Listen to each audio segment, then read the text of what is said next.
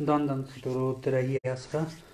आप देख रहे हैं फेथ वर्सेस वर्डिक्ट। मैं डॉक्टर मोहित इंसा, परम पूजनीय संत डॉक्टर गुरमीत राम रहीम सिंह जी इंसा के अनुयायी, उनकी सोच व सच्चाई इस प्रोग्राम के माध्यम से आप सभी लोग देखते जानते समझते हैं। तो आप सभी का आज के इस लाइव डिस्कशन में बहुत बहुत स्वागत है जी। धन धन सतगुरु तेरा ही आसरा।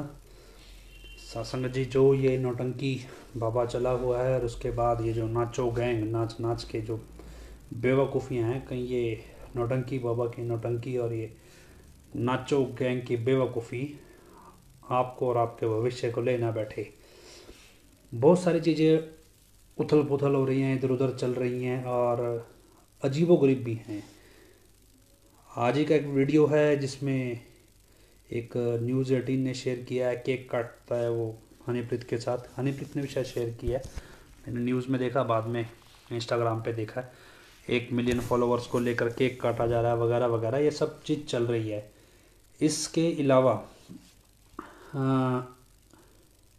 जो हिंदू धर्म का अजीबोगरीब तरीके से प्रस्तुतिकरण है, टेस्ट ट्यूब बेबी है, ये सब आर्टिफिशियल इंसेमिनेशन को लेके, सरोगेसी को लेके, जो ये साइंस वेद ये सब जिसकी खिचड़ी बनाई है, तो इन सब को लेके मैं 1-2 दिन पहले भी हम चर्चा कर रहे थे। और जैसे इंटेलेक्चुअल्स है, जो थोड़े समझदार लोग हैं, पढ़े लिखे लोग हैं, उनसे भी डिस्कशन होती है, पूछने की कोशिश करते हैं भी किस दिशा में है ये चीज़ें और किस डायरेक्शन में चल रही हैं और आखिर सबके पीछे एजेंडा क्या है।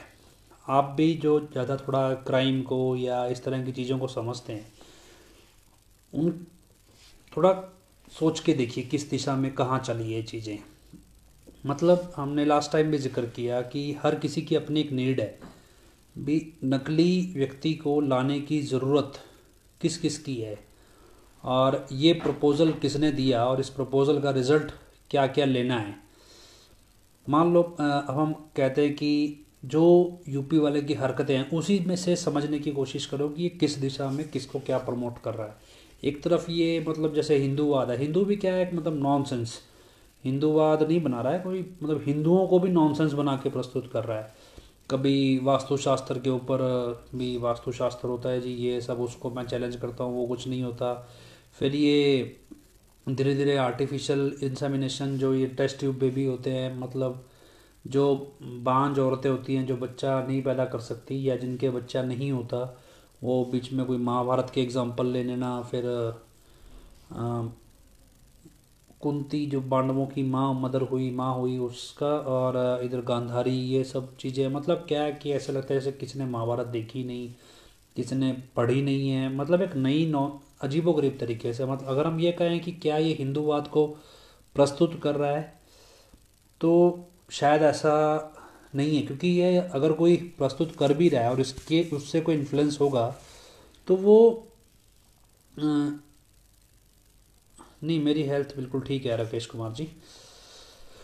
तो क्या है कि वो प्रस्तुत कर रहा है अगर हिंदुओं को, तो मुझे नहीं लगता कि हिंदू उसमें अट्रैक्ट होगा। क्योंकि जिस तरह से प्रस्तुत कर रहा है, आदमी हिंदू धर्म को मानना ही छोड़ दे भी, यार ये क्या नौटंकी बकवास है। लेकिन दूसरे एंड पे ये सिख करेक्टर्स जैसे हैं, सिखों को छेड़ भी रहा है। अगर आप देखें भी, कल परसों में मेरी देवताओं से बात हुई है, मेरी वेद व्यास जी से बात हुई है, और पैरेलल ये कह रहा है भी जो शादीशुदा हैं जिन्होंने ग्रंथ लिखे हैं वो अपनी क्रेडिबिलिटी को लेके हैं, लेकिन जो अनमैरिड हैं जिन्होंने ग्रंथ लिखे हैं वो ज़्यादा क्रेडिबल हैं। मतलब ये क्या नॉनसेंस है। और जबकि अगर अगर वो हजूर पिताजी का कैरेक्टर पोर्ट्रे कर रहा है तो उसे खुद पता होना चाहिए भाई, जितने भी संत धरती पे आए, चाहे वो कबीरदास जी हैं, चाहे वो गुरु साहबान हैं, चाहे वो पैगंबर मोहम्मद साहब है, चाहे कोई भी संत धरती पे आए, ऐसे कोई संत है ही नहीं जिन्होंने गृहस्थी जीवन ना जिया हो। क्योंकि संत समाज को शिक्षा देने आते हैं और गृहस्थी जीवन भी वो जी कर दिखाते हैं, साधु वाला जीवन भी वो जी कर दिखाते हैं। हर तरह के अवतारी पुरुष जैसे होते हैं वो इस तरह से जीवन जी के दिखाते हैं। लेकिन ये अजीब तरीके से मतलब एक पोर्ट्रे है भी नहीं है। उसमें क्या टारगेट क्या है, अगर आप नटशेल में इसका कंक्लूजन निकालो, जो इसके स्टेटमेंट्स हैं, वो एक तरह से इनडायरेक्ट वार करता है ये संतों पे। अभी क्या है कि हम इसको अगर दुनियावी कैरेक्टर लें भी, संतों पे वार करना अजीब। एक 12,000 साल पहले कोई ग्रंथ लिखा गया था, नहीं लिखा गया था, वो ओरिजिनल अवेलेबल है या नहीं है, उसका क्या स्क्रिप्ट थी क्या नहीं थी, किसी को आइडिया नहीं है। इसने पता नहीं कहाँ से पढ़ लिया, क्योंकि वो अवेलेबल, आपने कभी पढ़े हैं कहीं वेद ग्रंथ, आपको पता हो ओरिजिनल कहाँ है, 12,000 साल से उसे कौन संभाल के बैठा हुआ है भी, कि कहीं तो होने चाहिए वो ओरिजिनल, कैसे पता चले भी जो अवेलेबल है वो ओरिजिनल है भी या नहीं। चलो ये सब चीज़ें अलग हैं। अगर हम कहें भी हिंदूवाद के लिए इसको प्रस्तुत करेगा कोई आरएसएस या बीजेपी, चलो अब हिंदू राष्ट्र की और हिंदुओं को खींचना है, तो भी एक लिमिट है। इसके बाद अगर अकाली दल है या एसजीपीसी है, जो भी एक सिखों में अलग तरह की पोलराइजेशन है, बहुत सारे अलग अलग ग्रुप्स हैं, और उन ग्रुप्स को मतलब उसमें बहुत सारे ग्रुप्स ऐसे हैं जो एंटी बादल हैं, मतलब अकाली दल है या सब है, उसको हम एनालाइज करते हैं तो शायद ये उस एंगल में भी ये ट्रिगर दे रहा है सिखों को। क्योंकि क्या है, पंजाब में इम्पोर्टेंट क्या है कि जो गवर्नमेंट है वो अकाली दल की नहीं है, वो एक थर्ड पार्टी जो अभी आई आम आदमी पार्टी, उनकी है, और उनका कोई अभी रिलीजियस झुकाव ना तो सिखों की हो रहा है ना हिंदुओं की हो रहा है, वो बैलेंस सी गवर्नमेंट है। और ज़्यादातर कामरेड गवर्नमेंट, मतलब पंजाबी भाषा में कह देते हैं कि जो उनका धर्म से इतना वास्ता नहीं है, वो काम से मतलब है उन्हें, और कम्युनिस्ट मेंटालिटी के थोड़े हैं, कामरेड उन्हें कहते हैं, जो धर्म में इतना इंटरेस्ट नहीं दिखाते धर्म की चीज़ों में। अब तीसरा क्या है कि क्राइम, भी क्राइम चाहिए, और ये क्राइम इस लेवल का हो जिससे आप राष्ट्रवाद दिखा सकें। मान लो हम कहें भी देश के खिलाफ कुछ ऐसा हो जाए, उसमें राष्ट्रवाद की छवि दिखा दी जाए। क्योंकि अगर आपको ध्यान हो, अभी 2019 के इलेक्शन से पहले पुलवामा हमला हुआ था, और फरवरी, शायद आजकल 13-14 फरवरी के आसपास ही हुआ था पुलवामा हमला। और अभी इन दिनों जैसे जब हुआ तो उसके बाद बालाकोट एयर स्ट्राइक हुई, उसके बाद कैसे इस सारे प्रोसेस को इनकैश किया गया इलेक्शन में। और आज तक नहीं पता है भी पुलवामा हमले में बारूद कहाँ से आया, कौन पार्टिसिपेंट था कौन नहीं था। क्योंकि अगर हम उरी हमले की बात करते हैं, उसके बाद जो सर्जिकल स्ट्राइक थी वो एक जेन्युइन लगती थी, वो जेन्युइन था। उरी हमला भी लगता था भी हाँ जेन्युइन एयर पब्लिक वो जो सर्जिकल स्ट्राइक की गई है, सब कुछ हुआ है। लेकिन पुलवामा के बाद ऐसा नहीं था। तो अगर हम कहें कि 24 के इलेक्शन से पहले हम कहें भी दोबारा से कोई ऐसा आर्मी मूवमेंट होगा या इस तरह से एयर स्ट्राइक होगी, तो ऑब्वियसली सबको ये एंटिसिपेट करेगा भी ये सब अब पॉलिटिकल प्रोपेगेंडा है। और ऑब्वियसली फोर्सेस के लोग भी इतने बेवकूफ़ नहीं है जो इस तरह से इतने बड़े एजेंडा में मतलब पार्टिसिपेट करेंगे या साइलेंट रहेंगे। तो वो एक तरह से उनमें भी विद्रोह हो सकता है। तो शायद ये आर्मी वाला प्रोपेगेंडा अभी ना उठाएं इस इलेक्शन में। हाँ, पॉसिबल है कि ये अब सिविलियंस के बीच में कोई ऐसा मैटर खड़ा करें जिससे दिखाएं भी देखो जी हमने ये सब कर दिया। अब इसमें आज की जो न्यूज़ हम देख रहे हैं कि पंजाब के अंदर जो बुलेट प्रूफ ट्रैक्टर ये सब इस तरह की मूवमेंट्स होने लगी हैं, पुलिस की भी या फोर्सेस की। और साइड बाय साइड बरनावा से जो खबरें आ रही हैं, वहाँ की जो गुप्त मीटिंगें हो रही हैं, वो खबरें भी कहीं ना कहीं इंडिकेट कर रही हैं भी पंजाब में एडम ब्लॉक कोई बड़ा रोल प्ले कर रहा है, ख़ास तौर पे नेगेटिव, मतलब कोई क्राइम को करवाने के लिए कोई बड़ा रोल प्ले कर सकता है ये यूपी वाला जो भी है। तो हमें रिसेंटली किसी ने मैसेज भेजा कि जो 45 मेंबरों की एक मीटिंग ली गई है वहाँ पे, और मीटिंग क्या है वो बहुत सारे जैसे भी बताना नहीं है, ये नहीं है, वो नहीं है।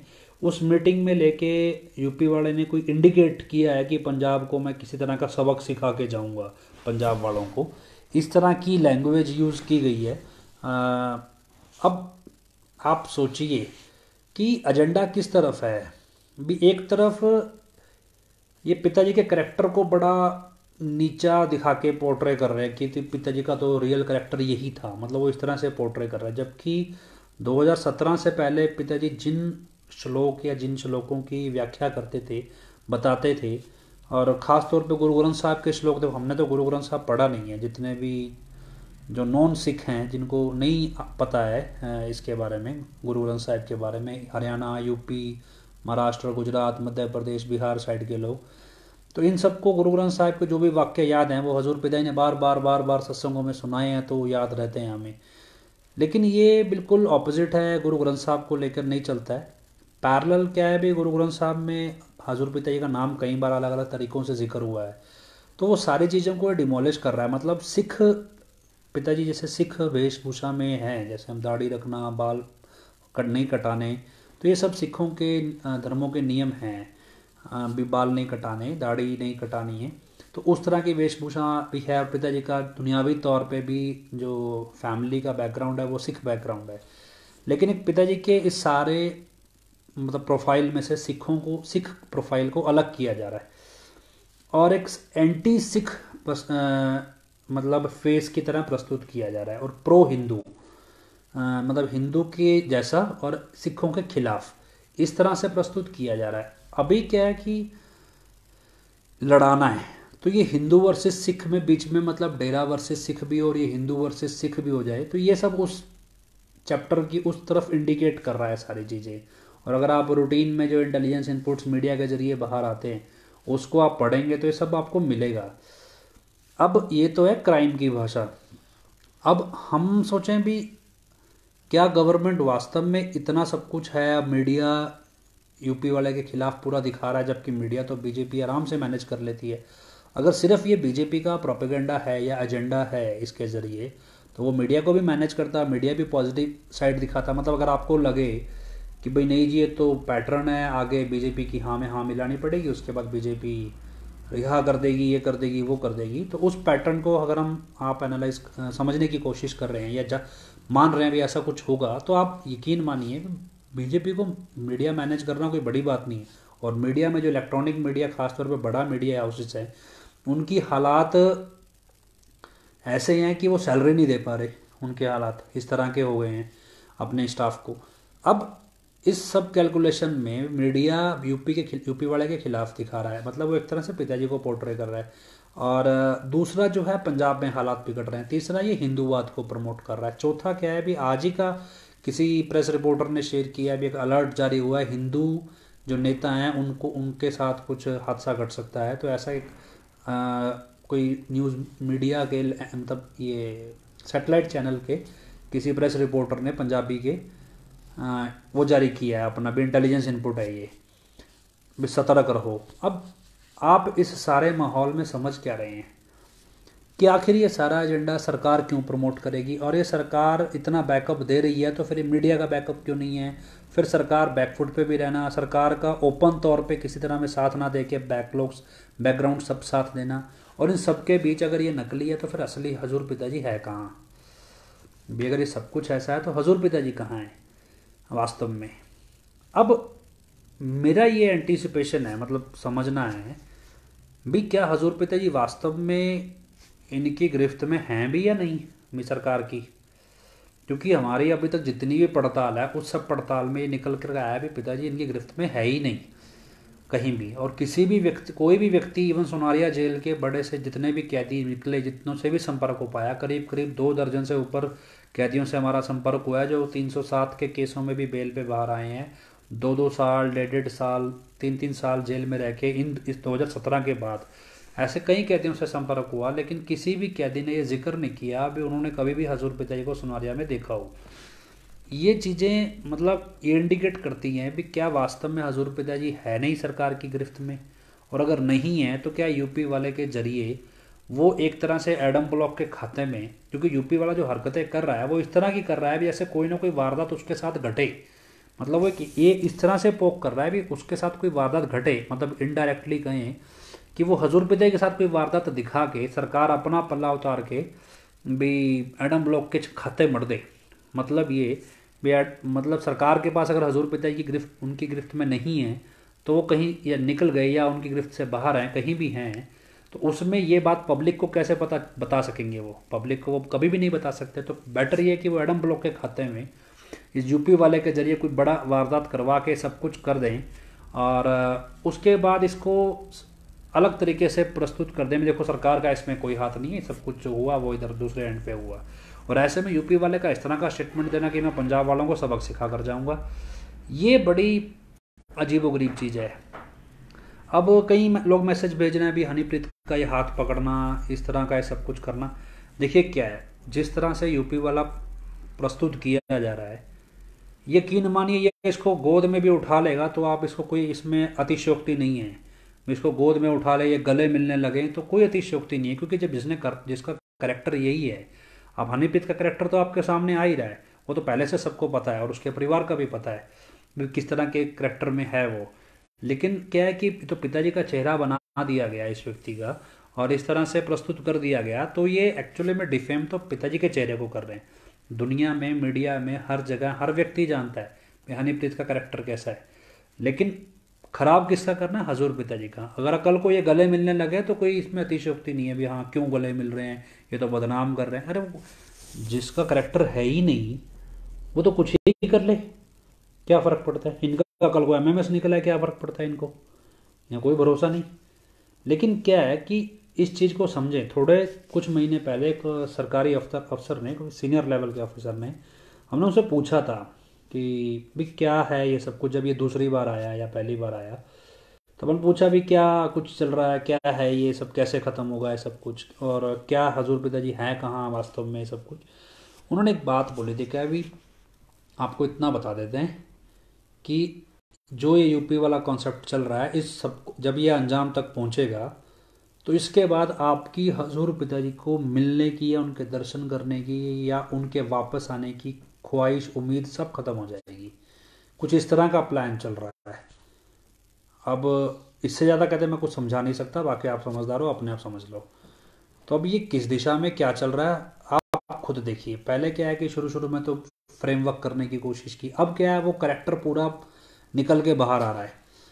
तो हमें जो चीज़ लग रही है वो ये है कि एक बैलेंसिंग सिचुएशन है, और उस बैलेंस को वो किस तरफ झुकेगा, किस तरफ बिगड़ेगा, सोसाइटी कैसे रिस्पॉन्ड करेगी या देश कैसे रिस्पॉन्ड करेगा, इस सब में ये सब कैलकुलेशन में चल रहा है काम। और ऐसे में यूपी वाले का बोलना मैं पंजाब को सबक सिखाऊंगा, पंजाब के अंदर एक अलग तरह की पुलिस की मूवमेंट होने लगना, इंटेलिजेंस का अलर्ट जारी होना हिंदू नेताओं के लिए या हिंदूवादी लोगों के लिए पंजाब के अंदर।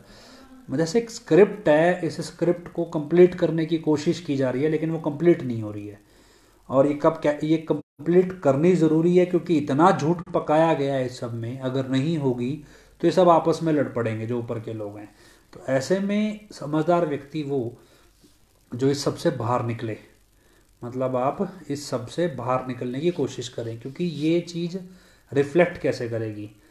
अगर कोई भी घटना घटती है तो ये हिंदू वर्सेस कोई भी या जो भी है, क्योंकि अल्टीमेटली देश में इलेक्शन जीतने के लिए हिंदू को खतरे में डालना ज़रूरी है मीडिया के ज़रिए और प्रतीकात्मक तौर पे, कि जब तक हिंदू खतरे में नहीं आएगा तब तक हिंदूवादी पार्टी को सपोर्ट कैसे करेगा। तो हिंदुओं को खतरे में लाने के लिए हिंदुओं के साथ कुछ ऐसा अन्याय घटित होना चाहिए, और वो अगर स्क्रिप्ट की तरह लिखा गया हो भी ऐसे घटित होना चाहिए। तो समझिए आप कि किस दिशा में ये काम हो रहा है। और ऐसे में मान लो हो, अब क्या होता है कि दो लोग, जैसे हम 2007 की बात करते हैं, ये अकाली दल का एक लीडर था, इधर से जगजीत था, इन दोनों ने प्लानिंग करी भी हम अपने अपने एक ने प्लानिंग करी उधर से कि मैं दूसरा ग्रुप लेकर आऊँगा, सीखूंगा। जगजीत ने कहा मैं संगत का लेकर आऊँगा। तो जगजीत ने, उन दोनों ने मिलकर प्लानिंग की, दोनों को आपस में लड़ा दिया, और आप दोनों बैठ के घर में, मतलब ना अग लाई डब्बू कुत्ता कंध थे, आप बैठ के घर में। अब वो लड़ाई बढ़ते बढ़ते, मतलब कहाँ तो वो स्क्रिप्ट थी, लेकिन जब वो लड़ाई बढ़ते बढ़ते आरडीएक्स का इस्तेमाल होने लगा उसमें, हजूर पिताजी के ऊपर भी कई हमले हुए, लोगों की जान भी गई, लोगों ने आत्मदाह भी किया, ये सब कुछ हुआ। लेकिन उन दोनों लोग जिन्होंने पहले स्क्रिप्ट लिखा, लड़ाई प्लानिंग की थी, वो तो किसी रोल में ही नहीं रहे। ठीक इसी तरह अब उस समय नहीं पता था भी ये छोटी सी लड़ाई जो प्लान कर रहे हैं ये आरडीएक्स के इस्तेमाल तक भी चली जाएगी। ऐसे ही आ जाए भी अगर स्क्रिप्ट लिखने वाला लड़ा रहा है और ये लड़ाई किस चीज़ के इस्तेमाल तक, किस लेवल तक एस्केलेट होगी, कुछ नहीं पता। क्योंकि पॉलिटिशियन अपने लेवल पे प्लानिंग कर लेते हैं सारी चीज़ों की, आम जनता को पता ना पता हो, दूसरे देश की एजेंसियों को जरूर पता होता है भी ये सब नीचे पॉलिटिशियंस कैसे कर खेल खेल रहे हैं। वो क्या करते हैं, वो उसमें अपना तड़का लगाते हैं भी थोड़ा बहुत हम भी अपना हाथ साफ कर लें, जब वहाँ का उनकी सरकार ये सब कुछ कर रही है। प्रॉब्लम जो मुझे इस सारी कैलकुलेशन में दिखाई दे रही है वो ये है कि जो आम आदमी पार्टी की सरकार है वो शायद इस रोल से बाहर है, इसलिए ये प्लानिंग जो है ये कंप्लीट, अगर ये वहीं बादल की सरकार होती है अब तक तो कब का दंगा कराया होता। लेकिन जो पुलिस है, वो पुलिस की कमांड जो है फिलहाल एक ऐसी पॉलिटिकल पार्टी के हाथ में जिसका भी धर्म के ऊपर, धर्म का इन्फ्लुएंस इनके ऊपर चलता नहीं है। और शायद ये चीज़ें टलती आ रही हैं, लेकिन ये टलेंगी नहीं, क्योंकि जिस हिसाब से यूपी वाले को प्रोजेक्ट किया और जितना सब ये बिल्डअप किया गया है, और अगर ये एक्सपोज होगा तो आप अंदाज़ा लगाओ कि गवर्नमेंट कहाँ स्टैंड करेगी। इस देश में अराजकता का काम हो जाएगा। हर एक कैदी कहेगा भैया तो हर एक कैदी का रिश्तेदार बोलने लगेगा भी मेरा डुप्लीकेट है जी, कोर्ट में पता नहीं कौन पेश हो रहा है। मतलब एक ऐसी अराजकता पैदा होगी खास तौर पे जेलों में। और एक मतलब जेलों के कैदियों में इतनी अराजकता हो जाएगी, आप सोचो भी वही कैदी लड़ने लगेंगे पुलिस वालों से सबसे। और उनमें बदमाश भी होंगे, उनमें शरीफ भी होंगे, उनमें बेकसूर भी होंगे। हर तरह के लोग होते हैं, बेकसूर भी बहुत सारे लोग जेल में होते हैं, गरीब भी होते हैं, तो सबकी अपनी अपनी नीड है। और कल परसों आपने एक भास्कर में, दैनिक भास्कर में खबर पढ़ी हो कि कुछ लोगों को मोटी रकम देके विदेश भेजा जा रहा है, हरियाणा के लोगों को। और किस लिए कि जब वो आएंगे उनको ट्रेनिंग दी जाएगी, और जब वापस आएंगे तो किसको मारना है उसकी ट्रेनिंग दी जाएगी। टारगेट किलिंग जिसे हम कह देते हैं भाई, पैसे लेके किसी को मारना। तो इन सब की चीज़ों की भी ट्रेनिंग चलती है, वो भी विदेश में होने लगी है। भी आप सोचो भी इस तरफ ये समाज बढ़ रहा है, और ऐसे में पिताजी की शक्ल में ये व्यक्ति संत का रोल, संत मतलब हम हजूर पिताजी की चेहरा लेके ये ऐसा रोल प्ले कर रहा है जिसमें समाज को लड़ाएगा। अब ये तो दुनियावी तौर पे, आध्यात्मिक तौर पे जो मतलब हमारे जैसे लोग हैं, जैसे सत्संगी हैं आध्यात्मिक तौर पे, ये लोग भी समझेंगे इसको। ये लोग इसको इस तरह से समझेंगे भी जैसे हम काल की दुनिया है, कलयुग है, चरम सीमा पे है, जहाँ एक संत एक तरह से इस तरह से प्रस्तुत किया जा रहा है भी एक संत ही लोगों को धर्म के नाम पे लड़ा रहा है, और एक सच्चे संत की छवि को बिगाड़ के एक संत धर्म के नाम पे लोगों को लड़वा दे और वो बहुत सारे लोग मारे जाएं। तो ये सब चीज़ें हम दुनिया आध्यात्मिक तौर पे कहते हैं काल के जरिए प्लानिंग की जा रही है। और ये सब चीज़ें आपको समझनी है। अब इस सब से संबंधित कुछ भी ब्लॉकों में घटित हो रहा है, आपको किसी तरह की इंस्ट्रक्शंस आ रही हैं, इस सब में आप सतर्क रहिए। क्योंकि क्या है कि इन्होंने मूर्खों की फौज खड़ी की हुई है, उन्हें कोई फर्क नहीं पड़ रहा है। मान लो 45 मेंबरों की मीटिंग में बोला गया अभी मैं पंजाब वालों को सबक सिखा कर जाऊंगा, पंजाबी में कुछ और वर्ड उसने इस्तेमाल किया, भी छाती के ऊपर मुंह तलूंगा, ऐसा कुछ पंजाबी में कुछ बोला होगा। तो भी मैं सबक सिखाऊंगा, और आगे से वो जो 45 मेंबर हैं वो लोगों को क्या बोल रहे हैं, वाह ऐसा अब आएगा स्वाद भी, अब तो हम सबक सिखा देंगे, ये कर देंगे वो कर देंगे। ये किस तरह की टोन है? मतलब क्या है कि अगर हम ओवरऑल देखें भी जितने पुराने जो 45 मेंबर थे, जगजीत सिंह एंड पार्टी, ये सब क्या है, ये बादल पार्टी का जब कोई काम होता है तभी एक्टिव होते हैं। तो आपने देखा जगजीत सिंह वगैरह सलावतपुरा में पूरे एक्टिव थे। मतलब अगर हम रोल रोल डिफाइन करें तो जगजीत सिंह की जो जितनी भी टोली है, पलटन है, ये सब बादल फैमिली के लिए या उस सरकार अकाली दल के लिए काम कर रही है। इधर से हनीप्रीत जी की जो है ये सब, ये तो हनीप्रीत तो एक चेहरा है, आरएसएस की लॉबी है जो बबलू के जरिए काम कर रही है, वो अपना अलग काम निकाल रही है। बीजेपी की है जो पॉलिटिकल विंग है हरियाणा साइड में, ये सब बीजेपी के लिए काम कर रहा है, और इस सबको कोऑर्डिनेट करते हैं राकेश जड़बा, PR9 और हनीप्रीत, ये मिलके कोऑर्डिनेट कर रहे हैं सबको। और इस सबके साथ क्योंकि ये सारे एक तरह से कुछ बड़ी साजिश रच रहे हैं, तो ऐसे में विदेशी ताकतें भी जुड़ जाती हैं, बड़ी मात्रा में पैसे का लेन देन भी जुड़ जाता है। और इस सब में होगा क्या, ये सारी चीज़ें खिचड़ी बन रही है सिर्फ 24 के इलेक्शन के लिए। और उस इलेक्शन में आपका पड़ोसी बैठे बैठाए आपका दुश्मन हो जाए। जैसे क्या है कि अब हम मीडिया में लगातार हिंदू मुसलमान चलाते रहते हैं। मान लो हमारी पहचान सरकारी तौर पे हिंदू में है, तो क्या है कि इस तरह का प्रोजेक्शन देते हैं मुसलमानों को लेके भी, आप मुसलमान के इलाके में घुस जाओ आपको वैसे डर लगने लगेगा भी पता नहीं मैं कहाँ घुस गया, और बेशक से वो चाहे आपसे भी अच्छे हैं। तो ये सारी चीज़ वॉइस मैच जो कह रहे हैं करती है। मैंने एक्चुअली इससे जस्ट पीछे वाला लाइव था, इससे पहले वाला लाइव, उसमें सारी क्लियरेंस दी है कि ये वॉइस कैसे मैच करती है और कैसे इसमें साइंटिफिक टेक्नोलॉजी, आर्टिफिशियल इंटेलिजेंस, ये सब चीज़ें बहुत आसान हो गई हैं।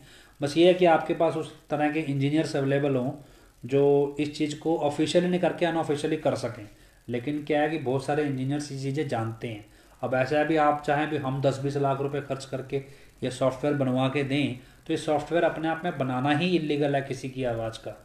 तो वो आप लास्ट लाइव जो मेरा ऐसे जस्ट पीछे वाला लाइव है परसों का, 38 मिनट का है शायद, उसमें आप मैंने पूरा क्लियर डिफाइन किया आपको। तो क्या आप सोचिए भी बैठे बैठाए आपका पड़ोसी दुश्मन हो गया। अब एक कहे जी डेरे वालों ने सिखों को ये नुकसान पहुंचाया, सिखों ने डेरे वालों को ये नुकसान पहुंचाया। अब जो आम जनता है, आम सिख और आम संगत आपस में लड़ पड़े, या आम हिंदू आम सिख या जो भी है जो आम जनता है वो आपस में लड़ पड़े, किस लिए? कि उधर से बादल को भी फ़ायदा चाहिए, इधर से बीजेपी को भी फ़ायदा चाहिए, इधर से कांग्रेस को फ़ायदा चाहिए, इधर से आम आदमी पार्टी को चाहिए, आरएसएस को चाहिए। किसको क्या फ़ायदा चाहिए मालूम नहीं। सब अपने अपनी रोटियां सेक रहे हैं, किसको कहीं से फंड आ रहा है, किसी को कहीं से आ रहा है, सबकी अपनी अपनी बैलेंसिंग है। वो कोई मतलब नहीं किसी को भी सोसाइटी सही रहेगी गलत रहेगी, लड़ेंगे प्यार से रहेंगे नहीं रहेंगे, लेकिन अल्टीमेट नुकसान किसका है? अल्टीमेट नुकसान तो हमारा ही है। अब ऐसे में कहाँ जाएंगे, किसको बोलेंगे? देखो चंडीगढ़ हाई कोर्ट में कुछ होगा आप सोच रहे हैं तो ये आपकी मूर्खता है। वो कोर्ट कभी कुछ नहीं करेगी, जो हमने बहुत आजमा के देख लिया है।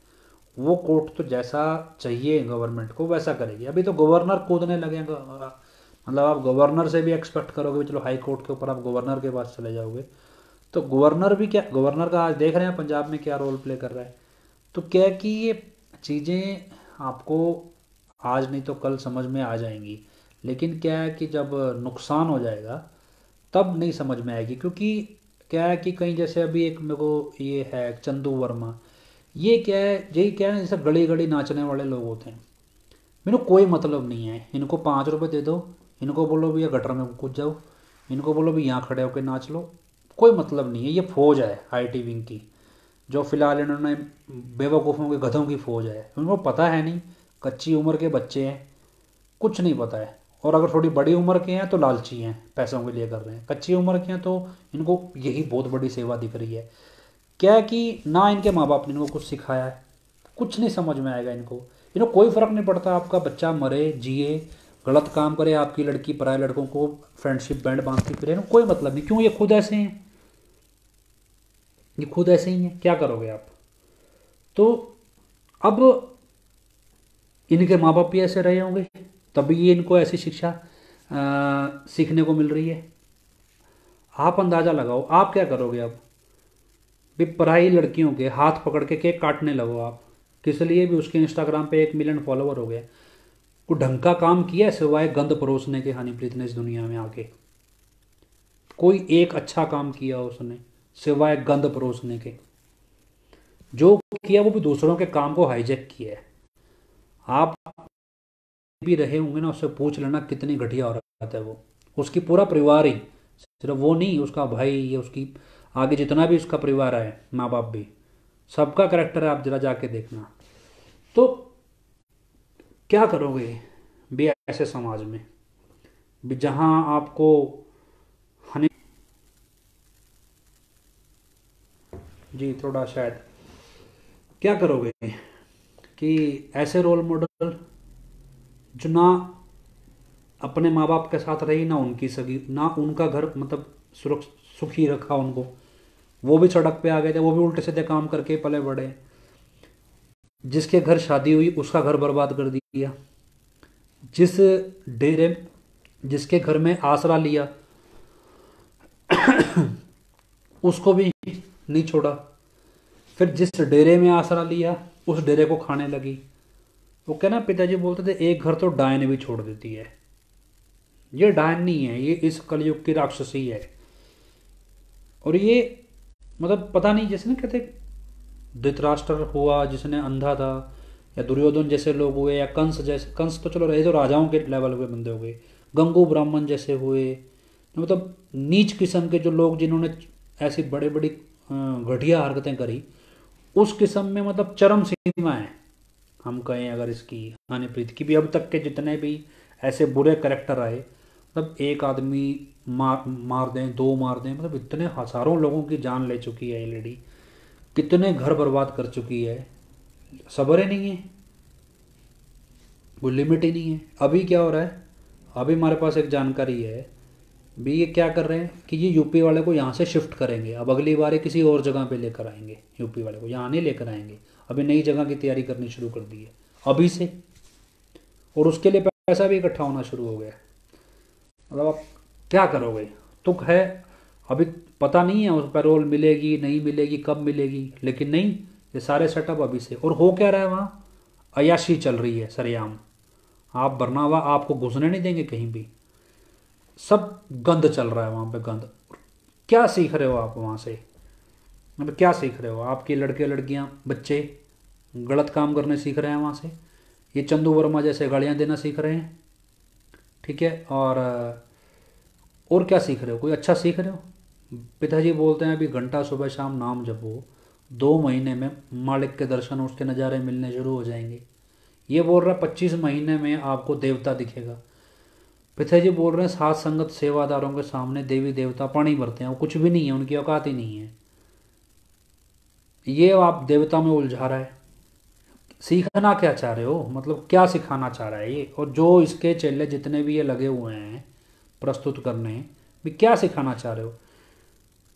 हजूर पिताजी ने संतों को प्राथमिकता दी। आपको ध्यान हो गुरु गोविंद सिंह जी के इतिहास में एक चीज़ आती है कि जब गुरु गोविंद सिंह जी हेमकुंट पर्वत पे तपस्या कर रहे थे तब उनके सामने भगवान प्रकट हुए, और जब भगवान प्रकट हुए उन्होंने कहा भी ऐसा है भी बहुत सारे अवतार मैंने धरती पे भेजे, लेकिन सब ने अलग अलग मत चला दिए, एक तरह से भी अलग अलग कॉन्सेप्ट चलाया, किसी ने कोई कॉन्सेप्ट किसी ने कोई कॉन्सेप्ट, लेकिन सतनाम का नाम किसी ने नहीं चलाया।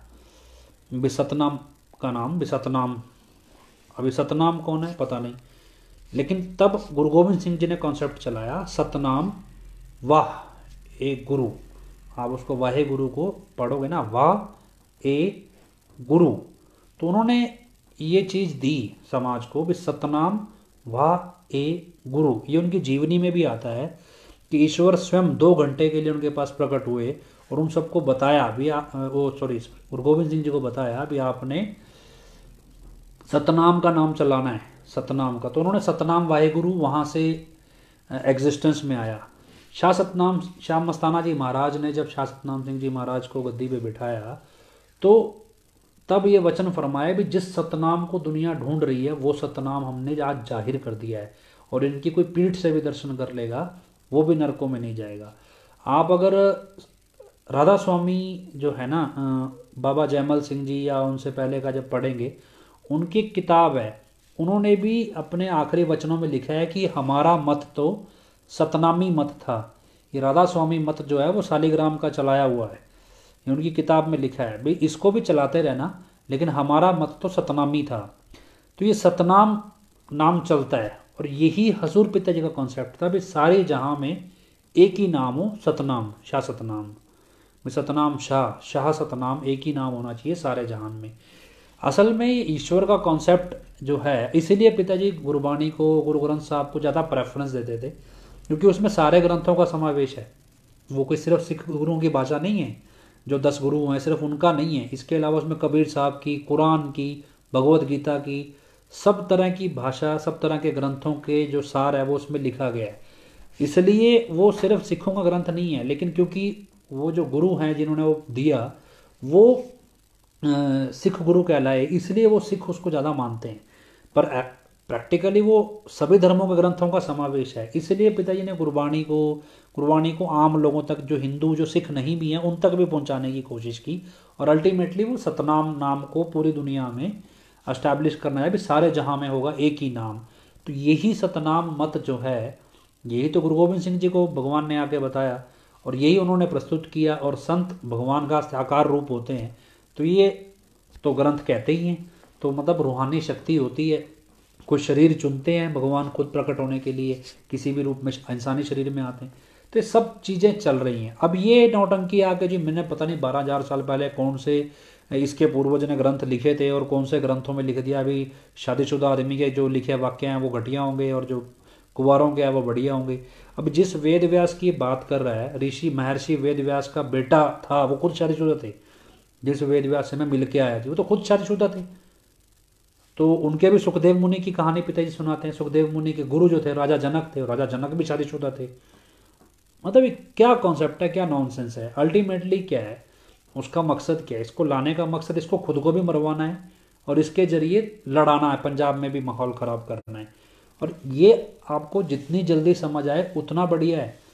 पर ऑनलाइन गुरुकुल की स्टोरी कुछ लिख रहे थे, ऑनलाइन गुरुकुल की स्टोरी क्या है, हजूर पिता ने एक बार बताई थी। असल में क्या है कि पुराने समय में जो हम जैसे श्री कृष्ण जी का टाइम या श्री राम जी का टाइम, जो उनके छोटे होते थे जब बच्चे, तो वो गुरुकुल में जाते थे। गुरुकुल में क्या है कि गुरु उनको हर तरह की शिक्षा देता था, मतलब एक बेसिक एजुकेशन एक गुरु देता था हर तरह की।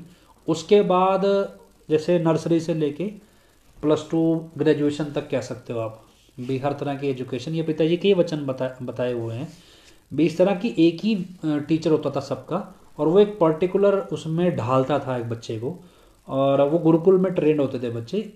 उसके बाद वो आगे बढ़ते थे अपनी ज़िंदगी में, फिर वो गुरुकुल से वापस आके आगे बढ़ते थे। जैसे श्री कृष्ण जी का आता है भाई 64 कलाएं उन्होंने सीखी, शायद कितनी कला सीखी, कितनी ऐसे अलग अलग। अब इसमें विदय ने दिखाया भी ऐसा एक गुरु होता है जो अपने शिष्यों को सिखाता है, बहुत कुछ सिखाता है, सब कुछ सिखाता है। धीरे धीरे वो शिष्य बिगड़ जाते हैं, और बिगड़ जाते हैं तो वो बहुत ज़्यादा तंग आ जाता है अपने शिष्यों से, और तंग आ जाता है तो वो अपने शिष्यों को छोड़ के चला जाता है। फिर एक दिन ऐसा आता है कि वो गुस्से में अपने शिष्यों को अपने आश्रम से निकाल देता है, और आखिर में कोई ऐसी घटना घटती है कि बहुत सारे लोग मारे जाते हैं, और ऐसी घटना घटती है उसमें शिष्यों को ये लगता है कि शायद इस घटना में गुरु भी मारा गया हमारा, और वो बहुत ज़्यादा उदास हो जाते हैं। लेकिन फिर आखिर में पिता ने बताया भी वो मरता नहीं है गुरु, वो फिर से प्रकट हो जाता है, आ जाता है, और फिर वो सारे खुश हो जाते हैं, फिर वो दोबारा से अपने बच्चों के साथ आ जाता है। तो इस तरह की कुछ स्टोरी है जिसको थोड़ा फिल्माया गया है, जिसमें गुरु किस तरह का होता है, किस तरह के रोल प्ले करता है अपने बच्चों को सिखाने के लिए। एक आध्यात्मिक गुरु को भी प्रस्तुत किया गया है, और एक दुनियावी तौर पे गुरुकुल के गुरु को भी उसमें प्रस्तुत किया गया है। और उसमें नेगेटिव क्या क्या चीज़ें होती हैं इन सबको रोकने के लिए सब प्रस्तुत की गई हैं। उसमें पिताजी के 10 अलग अलग रोल थे, जो पिताजी ने बताया भी 10 तरह के रोल है। मतलब हम उसमें करेक्टर वाइज देखें तो कहीं जो स्टंट्स हैं उसमें वो पिताजी के 2 या 3 ऐसे डुप्लीकेट्स बॉडी डबल्स बनाए गए थे। कुछ तो बिल्कुल एग्जैक्टली मैच खाते थे, वो बॉडी डबल्स इस्तेमाल करके किया गया, और उसमें एक व्यक्ति डुप्लीकेट बनाया गया हजूर पिताजी का, जो हजूर पिताजी का डुप्लीकेट बन के लोगों को बेवकूफ़ बनाता है। ये ऑनलाइन गुरुकुल की स्टोरी में था। हाँ, ये चीज़ें पिताजी ने बताई नहीं है जो डुप्लीकेट वाली, लेकिन ये चीज़ें जो शूटिंग में पार्टिसिपेट करने वाले लोग थे उन्होंने बताई है, जो जिन्होंने शूटिंग में पार्टिसिपेट किया है। आप इस हालांकि ये इस तरह की पूरी स्टोरी लाइन अब ये आज की डेट में चल भी रही है। आप इसे किस तरह से कैलकुलेट करते हैं या आप अपने हिसाब से देखिए कि कैसे इसको रियल लाइफ में लेते हैं, क्योंकि हजूर पिताजी की जितनी भी फिल्म्स आई हैं उसका कहीं ना कहीं रियलिस्टिक मतलब निकलता है।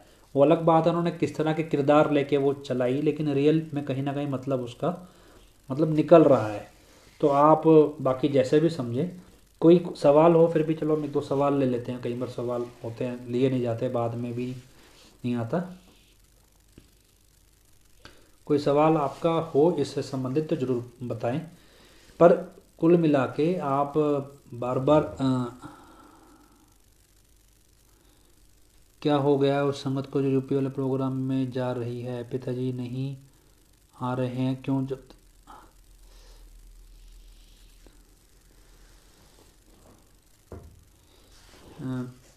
चलिए तो आप बता रहे हैं। कोई सवाल और हो? सात संगत का फर्ज बंदा असली गुरु पिताजी की तलाश। ऑनलाइन हाँ जी, वो एक मिस्ट्री है, वो शूटिंग वालों ने तो बताई है, जो शूटिंग में पार्टिसिपेंट है उन्होंने तो बताई थी कि ये मिस्ट्री जो लिख रहे हैं ऑनलाइन गुरुकुल के पोस्टर में कोने में खड़ा शख्स है। तो पिताजी ने भी एक बार स्टेज से बताया था भी एक मिस्ट्री है और हम बता देंगे। तो पहले आप बोलते थे कि पिताजी को ढूंढने का प्रयास हो रहा है, क्या आपने किया? देखो क्या है, अगर प्रयास थोड़ा किया हो या ज़्यादा किया हो, अगर हजूर पिताजी आपके सामने आ जाएंगे तो हम कहें भी हमने प्रयास किया। अगर मैं कहूँ जी मैंने बहुत ज़्यादा प्रयास किया, उसका रिजल्ट तो कुछ नहीं है, क्योंकि आपके सामने कौन सा हजूर पिताजी वास्तव में आ गए हैं। तो मैं कहूँ या ना कहूँ तो इसको मैं जस्टिफाई कर नहीं सकता। तो बेटर ये है कि जितना हमारे से बन पड़ रहा है हम कर रहे हैं। अब वो बढ़ ज़्यादा है या कम है, जितना होना चाहिए उतना है या नहीं है, इसको मैं नहीं कह सकता। जी, पिताजी अगर आ भी जाएं तो किसके लिए, ज़रूरत किसको है उनकी। हाँ, ये चीज़ें ना, एक किसी और ने भी मुझसे सवाल पूछा कि एक्चुअली में पिताजी की ज़रूरत किसी को नहीं है, अगर होती तो वो जिनको है, देखो जो प्रेम में याद करते हैं वो ठीक है, लेकिन हम बल्क में देखें तो लोगों को एक सामाजिक संरक्षण चाहिए। मान लो आपका पड़ोस में झगड़ा हो गया, अब आपको बैकअप चाहिए, तो कहाँ से बैकअप आएगा जी, प्रेमियों को बुला लो, हम तो सत्संगी हैं, 10 प्रेमी आपके साथ खड़े हो जाएंगे, तो लो जी सामने वाला दब जाएगा, ये बैकअप है। तो एक सोशल लेवल पे सिक्योरिटी लेने के लिए हर एक व्यक्ति इस तरह से करता है। हाँ, ये बोल रहे जेल में अगर पिताजी नहीं तो एसआईटी से सवाल जवाब किसने किए। देखो, एसआईटी का कुछ एविडेंस हमारे पास हैं कि एसआईटी कुछ अलग तरह से काम कर रही थी। और उस सवाल जवाब में एक सवाल का जवाब बड़ा अजीब था, वो था कि दर्शन प्रधान पिताजी का पीए है। वहाँ से हमें डाउट हो गया था। एक्चुअली में दर्शन प्रधान पिताजी का पीए कभी रहा ही नहीं। और दर्शन प्रधान का नाम इसलिए इस सब में डाला गया क्योंकि दर्शन प्रधान 2017 के पिताजी के जेल जाने के 1 महीने बाद ही मर गया था। ऐसे में सारा कुछ उठा के दर्शन प्रधान के खाते में डाल देना ताकि जो कभी इन्वेस्टिगेशन ओपन ही ना हो, ये चीज़, क्योंकि हम पर्सनली मैं जानता हूँ या जितने भी लोग करीबी हैं पिताजी के वो जानते हैं कि दर्शन प्रधान कभी भी पिताजी का पीए नहीं रहा। 2013 तक, सितंबर 2013 तक राकेश जिड़बा पिताजी का पीए था, और 2000 उसके बाद राकेश गुरलीन जो है, गुरलीन जिसे कहते हैं, उसका नाम भी राकेश ही था, वो उसका नाम बाद में गुरलीन रखा, तो गुरलीन पिताजी का पीए बना। अगर आपको नहीं यकीन है, 2017 में जो 15 अगस्त का भंडारा हुआ है, 7 भंडारे जो चले, उसमें आप देखना पिताजी ज़्यादातर किसको बुलाते हैं, गुरलीन को बुलाते हैं अपने बैकअप पे, जो पिताजी को असिस्ट कर रहा है। तो ये चीज़ आप देखेंगे तो आपको समझ आएगी। और यही चीज़ एसआईटी से हमने पूछा भी था कि, हाँ ये बताता हूँ, ये शाही परिवार वाला, तो हमने एसआईटी से पूछा भी कि आप पिताजी स्वस्थ हैं नहीं हैं, तो हमने जिस हिसाब से हमारे लोगों ने बात की, तो एसआईटी के पास ना अजीबोगरीब जवाब थे इस सब चीज़ों के। हमने पूछा भी, तुम करीब से मिलकर आए हो, क्वेश्चन पूछ के आए हो, तो उनके अजीबोगरीब जवाब थे, जिससे हमें डाउट हो गया अभी ये स्क्रिप्ट पे काम हो रहा है। और क्योंकि उसके बाद ये जब डेरे में पूछताछ करने आए, तो यहाँ जो क्वेश्चनेयर इन्होंने दिया भी PR9 से बातचीत का, एक तरफ तो PR9 भाग रहा था, फिर अचानक से PR9 को सारी क्लियरेंस देने के बाद पंजाब एसआईटी पूछने तो ये आई थी भी पंजाब का प्रधान कौन है डेरे का। और ये सवाल का जवाब ना एसआईटी ने आज दिया, ना कल, ना पहले दिया। तो यहाँ से समझ आ गया भी सब कुछ बैलेंस मैनेज हो गया है। और आज तक एसआईटी की रिपोर्ट जो है वो अभी भी कंफ्यूजिंग है। जिस हिसाब से उन्होंने चालान पेश किया वो कंक्रीट है ही नहीं है, वो बोगस है। जैसे वो सिर्फ ये है कि ये दब जाएगा एक स्टेज के बाद जाके। रही बात शाही परिवार की, अगर शाही परिवार को असली नकली का फ़र्क ना पता होता तो वो देश छोड़ के क्यों भागते, क्यों जाना पड़ता उनको देश छोड़ के। अगर आपको नहीं यकीन है तो ज़रा ये डॉक्टर शान मीता उनके फादर साहब के पोस्ट पढ़ा करो फेसबुक पे, आपको अंदाज़ा लग जाएगा वो क्या कुछ लिख रहे हैं। लेकिन क्या है कि हम देखना ही नहीं चाहते। अगर आप उन परिवार के लेवल, उनकी स्टेज पे जाके देखो, जब इतना सब कुछ चल रहा है तो कितनी देर, जब पिताजी को ही गायब कर दिया, एक नकली प्रस्तुत कर दिया, तो कितनी देर लगेगी शाही परिवार के लोगों को जेल में डालने की, किसी भी केस को फ्रेम करके। कितना आसान है।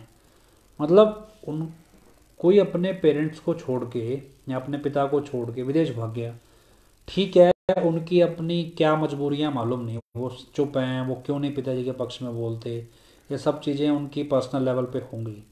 लेकिन अगर ये हैं तो आप, माता जी नहीं है उनके साथ, छोटे माता जी नहीं है, बड़े माता जी नहीं है, उसके अलावा शाही परिवार का कोई सदस्य नहीं है यूपी वाले के साथ। क्या है ये। अब और कैसे समझाएगा शाही परिवार भी हम इस चीज़ से सहमत नहीं हैं। और संभव है भी, जब एक पिताजी को ब्लैकमेल कर सकते हैं तो शाही परिवार को क्यों नहीं कर सकते। आ, उनके फादर का नाम प्रोफेसर गुरदास सिंह है, लेकिन उनके पोस्ट जो हैं वो पब्लिक नहीं होते, प्राइवेट होते हैं। तो जो उनकी फ्रेंड लिस्ट में है शायद वो आपको बेटर बता देंगे पढ़ के। पर पब्लिक नहीं है, मेरे पास तो लोग स्क्रीनशॉट भेजते हैं उनके फ्रेंड लिस्ट के लोग, लेकिन मैं भी नहीं हूँ उनकी फ्रेंड लिस्ट में। पर उनके पोस्ट प्राइवेट हैं, पर्सनल वो नहीं है, पब्लिक नहीं है। अब ऐसी स्टेज पे संभव है अभी शाही परिवार इस प्लानिंग को भी जानता हो जो हो रही हो, और उनको पता हो भी अगर बोलेंगे तो मारे जाएंगे। मतलब ये सारी चीज़ें हैं। आप कैसे इस सब से बच जाओगे पता नहीं।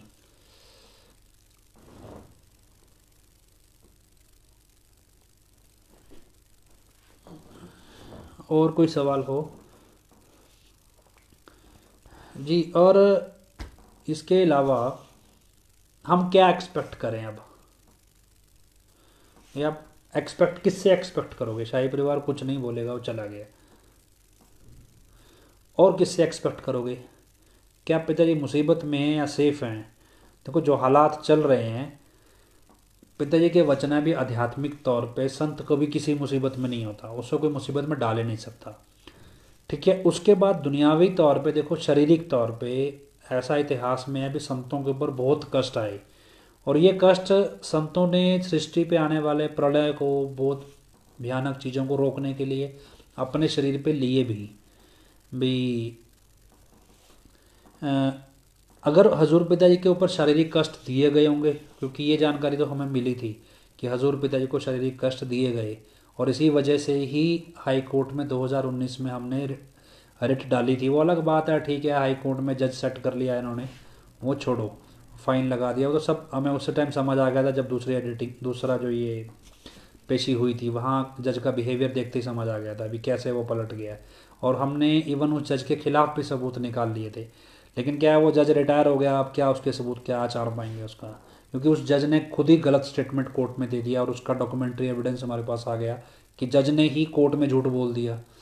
और हमने डॉक्यूमेंट निकलवा भी लिया, अभी जज कोर्ट में कितनी सफाई से झूठ बोल रहा है।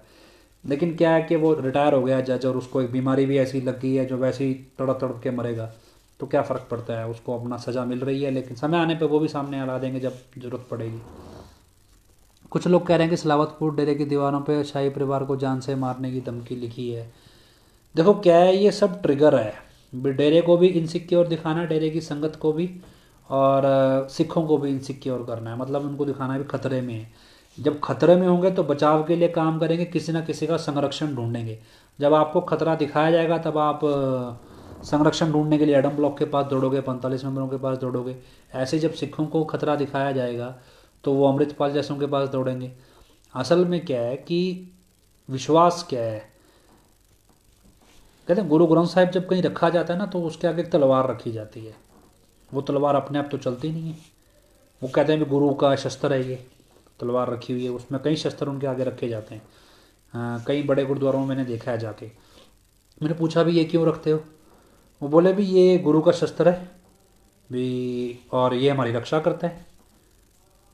तो फिर जो गुरु का शस्त्र है वो ऐसे चलता थोड़ा ही दिखता है, उसकी रक्षा तो गुरु के ऊपर विश्वास हो तो ही होगी। लेकिन अब लोगों को अमृतपाल जैसों की तलवार पे भरोसा है, गुरु की तलवार पे नहीं है।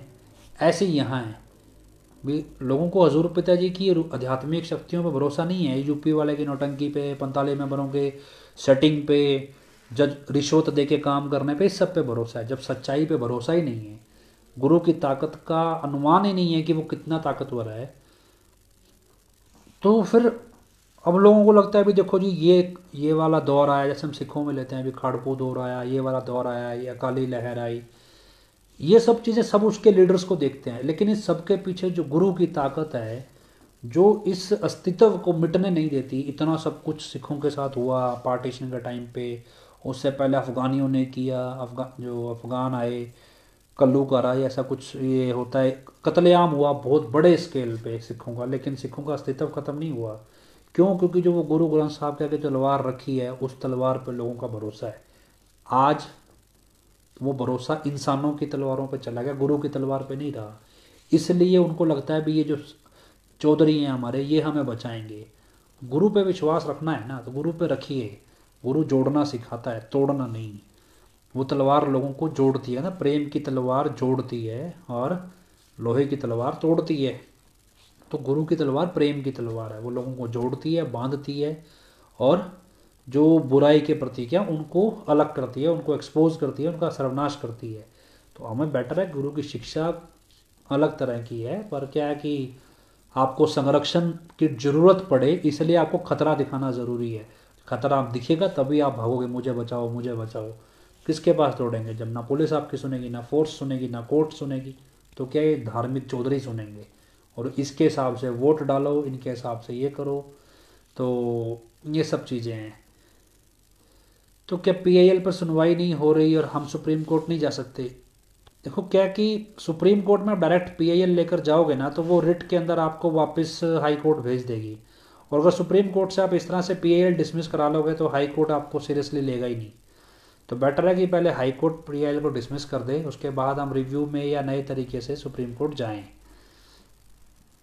तो इसको हम इस तरह कह सकते हैं भी। लेकिन डायरेक्ट सुप्रीम कोर्ट जाओगे आर्टिकल 32 में, तो सुप्रीम कोर्ट उतना सीरियसली लेती नहीं है पीआईएल्स को। अगर हम आपको प्रैक्टिकली बताएं, अगर आपका स्टेट लेवल पे या पर्सनल लेवल पे मैटर है, या फिर आपका जो ग्रीवेंस है वो इतना स्ट्रांगली प्रेजेंट किया जाए, तो ऐसे में कुछ सुप्रीम कोर्ट के सीनियर एडवोकेट से हमने बात की थी, उनके पास प्रपोजल्स भी भेजे थे इस तरह ये इस सारी चीज़ों को लेके। लेकिन उन्होंने मना कर दिया, बोले क्योंकि अगर यूपी वाले को जब तक ये असली मान, वो तो दुनिया तो असली मान रही है ना, तो अगर यूपी वाले को असली प्रस्तुत करते रहेंगे तब तक कोई भी एडवोकेट इसको सिंसियरली लेगा नहीं, होगा यार क्या नॉनसेंस है, छोड़ो परे। लेकिन अब आप जाओगे भी तो क्या करोगे जाके, वो कहेंगे यार ये नौटंकी देखो छलांगे तो मार रहा है, ये देश की जवानी ऐसी तैसी करागी, ये सब लगा हुआ है नौटंकी करने। तो अब ऐसे में सुप्रीम कोर्ट आपको क्यों सीरियसली लेगी और हाई कोर्ट भी क्यों लेगी? हाँ, इसके आने से पहले कह सकते थे सीरियसली लिए, हो सकता है ये पीआईएल्स हैं, ये सब कुछ हैं, रेट्स डली हुई हैं, वो दबाव भी एक तरह से हाई एडम ब्लॉक को मजबूर कर रहा हो भी सबको न्यूट्रलाइज करने के लिए। लेकिन क्या है कि देखो हाई कोर्ट से तो एक्सपेक्ट कर नहीं सकते, फिर भी देखते हैं वो कुछ ना कुछ तो ऑर्डर निकालेंगी। सुप्रीम कोर्ट जाने से पहले हाई कोर्ट से हमें एक ऑर्डर लेना चाहिए और वो लॉ बेसिस पे, लॉ ग्राउंड पे सुप्रीम कोर्ट में चैलेंजेबल होना चाहिए। तो हम जा सकते हैं सुप्रीम कोर्ट। डायरेक्ट जाएंगे वहाँ से डिसमिस हो जाएगी तो फिर हाई कोर्ट का स्कोप नहीं रहेगा। वार आइडियोलॉजी का, this is a war of ideology. विचारधारा का वार नहीं है एक्चुअल में, दो तरह की विचारधारा है, एक विचारधारा जोड़ने की है और एक तोड़ने की है। तोड़ने की विचारधारा से डिवाइड एंड रूल, बांटो और राज करो, ये विचारधारा पॉलिटिशियंस की है। जोड़ने की धर्मों की है। अभी क्या है कि पॉलिटिशियन ने धर्म का नकाब ओढ़ लिया और वो ये बोल रहा है धर्म की परिभाषा है कि तोड़ो टूटो अलग अलग बसो, एक मत हो जाओ। तो मतलब एक मत नहीं, एक मत होना आपस में, इस तरह से ये चीज़ें पॉलिटिशियन आपको प्रस्तुत कर रहा है धार्मिक लीडरों के जरिए और कुछ नहीं है। लेकिन आप इंडिविजुअल लेवल पे अगर धर्म को सीखेंगे पढ़ेंगे, धर्म सिर्फ प्रेम का पाठ सिखाते हैं। जो धर्म नफरत सिखा दे वो धर्म ही कहाँ रह गया फिर। धर्म का मतलब तो सिर्फ और सिर्फ ईश्वर है। वो अलग बात है, जब पहले लोग शराब ज़्यादा पीते थे, मुसलमान धर्म जब आया तब लोग शराब बहुत पीते थे, तो इसलिए उन धर्म गुरुओं ने शराब के खिलाफ बहुत बड़ा कैंपेन चलाया, तो इसलिए मुसलमानों में शराब बहुत कम पीते हैं लोग। लेकिन उसके बाद वो तंबाकू का सेवन करने लगे, सिगरेट पीने लगे, बीड़ी पीने लगे, इस तरह की चीज़ें। इसलिए जब सिख गुरु साहबान आए, उस समय मुसलमान बहुत ज़्यादा थे, कट्टर थे, भक्ति करते थे, लेकिन तंबाकू का सेवन करते थे, तो उन्होंने तंबाकू से रोकना शुरू कर दिया। इसलिए जब सिखों में आप जाओगे तो वो तंबाकू के खिलाफ ज़्यादा कैंपेन रहा, सिखों के करेक्टर में आता है भी, वो सिख कभी तंबाकू का सेवन नहीं करते जल्दी जल्दी। और ऐसे ऐसे समय की डिमांड के हिसाब से, इसका मतलब ये नहीं है भी सिखों में दारू पीना अलाउड हो गया, लेकिन क्या है कि उस समय की नीड में लोग जो भक्ति करने वाले लोग थे वो तंबाकू का सेवन करने लग गए थे, इसलिए वो तंबाकू के खिलाफ कैंपेन चला, पहले शराब के खिलाफ चला। आज तो हर तरह का नशा है, तो आज तो हजूर पीते हैं तो नशे पे पाबंदी लगा दी। अलग अलग तरीके हैं, समय के अनुसार चीज़ें चलती हैं और कुछ नहीं है। हाँ, बाकी शायद समय आज ज़्यादा ले लिया मैंने, नहीं अभी तो ठीक है, 53 मिनट ही हुए। तो और कोई सवाल हो आपका? फिर भी कोई किसी को रहे, कई बार नहीं पता चलता। RSS plus SGPC plus BJP भी कर सकते हो, प्लस अकाली दल भी कर सकते हो। संभवतः क्या माताजी कांटेक्ट में हो सकते हैं रियल पिताजी के? देखो जितनी हमारी जानकारी है तो वो कांटेक्ट में नहीं है, लेकिन ये जानकारी भी है भी, उनको ये बताया गया है भी ये हजूर पिताजी नहीं है। ये भी माताजी तरफ से किसी को ये बात जिक्र हुई है भी हजूर पिताजी ये नहीं है। शाही परिवार को इतिहास से शिक्षा लेनी चाहिए थी। देखो शाही परिवार को अगर हम कहें भी, माता जी हम देखो, बड़े माता जी हैं, हमारे लिए तो अति पूजनीय हैं। उन्होंने जितना बलिदान दिया तो कोई दे ही नहीं सकता। आप एक माँ के तौर पे इतना ज़्यादा बलिदान, उसके बाद इस उम्र के पड़ाव में भी वो खुद को संभाले बैठी हैं, यही बहुत बड़ी बात है। मतलब अगर आप बड़े माता जी की जगह अपने आप को रखिए तो हम संभाल ही नहीं सकते खुद को। जिस दौर में उन्होंने अपने आप को संभाला हुआ है अभी भी, वो भी अकेले इस तरह से रहकर इस सबके बीच, तो ये अपने आप में है भी, खुदा की माँ है तो ही संभाल पाई है, या पिताजी की रहमत ही है जो उन्हें संभाल रही है। अन्यथा इतने हालात में एक बुजुर्ग औरत का इस तरह से संभालना मानसिक तौर पे, ये बहुत बड़ी बात है। और रही बात इस भाई जसमीत जी की या बहनों की, हाँ उनको हम कह सकते हैं अभी उनके पास बहुत विकल्प थे। उनको कुछ करना चाहिए था, इनिशिएटिव कोई लेना चाहिए था। रिजल्ट आए ना आए वो एक अलग बात है। हो सकता है उन्होंने इनिशिएटिव लिए हो, हमें ना दिखते हो, लेकिन क्या है, जब इतिहास वो इनिशिएटिव देखेगा, उसकी वैल्यू को इवेल्युएट करेगा भी कितना वो सिग्निफिकेंट थे, सही थे नहीं थे, क्योंकि जो इनिशिएटिव उन्होंने हमारे साथ मिल के लेने चाहे उसमें उन्होंने बैकफुट पे रहे। वो उन्होंने इनिशिएटिव लेने में इंटरेस्ट नहीं दिखाया। ऐसे में ना उन्होंने कभी ये जिक्र किया भी उनके ऊपर दबाव किस तरह का है। हो सकता है कोई दबाव ऐसा हो जो उनका आपसी पारिवारिक हो, जो वो बाहर डिस्कस नहीं कर सकते, जिससे, क्योंकि उनका पोजीशन ऐसी है जो किसी के सामने इस तरह वो छोटे नहीं बन सकते। लेकिन क्या है कि उनको ये यकीन, हम तो कहेंगे भी करना चाहिए कि इतना बेवकूफ़ वो हमें ना समझें, भी हमें पता ही ना हो। हालांकि बहुत सारी चीज़ें हमें उनके बताने के अलावा भी पता है कि उनके परिवार में क्या कुछ चल रहा है। पर क्या है कि जब तक वो खुद अपने मुंह से नहीं बोलेंगे तब तक हम उनका साथ या उनके साथ खड़े कैसे हों। मदद तो हम उनकी क्या करेंगे, मदद तो एक मतलब एक छोटा दिखाना होता है। मतलब हम उनका साथ दे सकते हैं नैतिक तौर पे भी, और कि हमारा बनता है भी, और उनके पिता हैं वो हमारे लिए पूजनीय है परिवार। लेकिन क्या है कि आक्रोश भी रहता है भी, नहीं ऐसा, उनको कोशिश करनी चाहिए एटलीस्ट। पर एक उम्मीद छोड़ देना और एक हौसला छोड़ देना, उन्होंने कभी भरोसा हम पे किया ही नहीं। किया होता तो शायद हम कुछ कह सकते, या हम अपने आप को कहते भी ठीक है जी, शाही परिवार ने हम पे भरोसा किया और हम उस भरोसे पे खरे नहीं उतरे, तो हम कहें भी हम ठीक है, हम गलत हैं ऐसे स्टेज पे। पर उन्होंने कभी हम पे भरोसा किया ही नहीं। जितना किया उसमें उन्होंने आगे इंटरेस्ट नहीं दिखाया। तो हम अपने फोकस में पूरा क्लियर हैं। बाकी शाही परिवार है, उनकी अपनी मर्जी है, लेकिन हमारे लिए तो देखो, आज भी, कल भी, परसों भी, जिस दिन उनको हमारी ज़रूरत महसूस होगी और अगर वो कहेंगे तो हम हमेशा तैयार हैं। हम तो आज भी उनसे बोलते हैं भी, माता जी यहाँ सिरसा में अकेले रहते हैं भी, अगर उनको किसी तरह की ज़रूरत है तो आप हमें बताओ, हम उनको भी, अगर उनको लगता है भी वो वहाँ परेशान है, हमारे पास ऐसा नहीं है कि हम उनको सुरक्षित रख सकते हैं, सिक्योरिटी भी दे सकते हैं, सब कुछ कर सकते हैं, लेकिन क्या है कि वो इंटरेस्ट नहीं दिखाते। अब ऐसे में अब हम कुछ नहीं कर सकते जब वो परिवार सामने से खुद ही इंटरेस्ट ना दिखाए। और वजह भी है क्योंकि हम कोई उनके करीबी पारिवारिक सदस्य नहीं है या दोस्त नहीं रहे कभी उतने कि वो हमारे पे इतना भरोसा भरोसा कर लें। लेकिन क्या हमारी जो पहचान है ये फेसबुक जैसे इसके जरिए ही है। अब इसके अलावा इस पहचान पे वो भरोसा करें वो एक अलग बात है। पर उन्होंने अपनी ज़िंदगी में इतने धोखे खा लिए अपने करीबियों से। और ऐसे लोग जो, आप यकीन मानो, पिताजी के घर पे बचपन से, जिनके घर का राशन भी पिताजी के घर से गया, हमारे पास एक का तो वीडियो भी है। वो ये तक कह रहा है जी, मेरे को छोड़ो, मेरे बच्चे की स्कूल की, कॉलेज की, ग्रेजुएशन की पढ़ाई सब गुरसर मोडिया के पैसों से आई थी। और आज वो भी व्यक्ति अगर हजूर पिताजी के परिवार के खिलाफ खड़ा हो जाए, जिसके बाल बच्चे, घर का आटा तक, अनाज तक गुरसर मोडिया से आता था खाने के लिए, वो व्यक्ति भी आज अपने आप को पहले तो बड़ा भगत दिखाया और फिर हजूर पिताजी के परिवार के खिलाफ खड़ा हो जाए, वो उन लोगों में शामिल हो जाए जो हजूर पिताजी को धमका, हजूर पिताजी के परिवार को, शाही परिवार को धमकाने गए भी, अगर तुमने कुछ मुंह खोला तो ये कर देंगे। हजूर पिताजी की प्रॉपर्टियों को एक तरह से सेटल करने लग जाए, हजूर पिताजी के गुरुगद्दी के कागज बदलने के लिए कोशिश करने लगे। अब ऐसी स्टेज पे अब इस लेवल का धोखा उन्हें मिला हुआ है तो वो हमारे पे भरोसा करें भी तो क्यों करें। तो ये चीज़ें अगर शाही परिवार के लेवल पे जाके समझेंगे तो उनकी तरफ से शायद वो अपनी जगह ठीक हों। क्योंकि मेरा कोई ऐसा ट्रैक रिकॉर्ड नहीं है या मेरे टीम में कोई ऐसा ट्रैक रिकॉर्ड नहीं है कि हमने उनकी परिवार के लेवल के मसले को भी हल किए हों। हमारा इतना रुतबा नहीं है जितना उनका है, तो हम वो हमारे पे भरोसा करे ना करे हम कुछ कह नहीं सकते, तो बेटर है कि हम इस टॉपिक को यहीं क्लोज करें। और कोई सवाल आपके पास हो तो हम आखिरी एक दो सवाल और ले लें।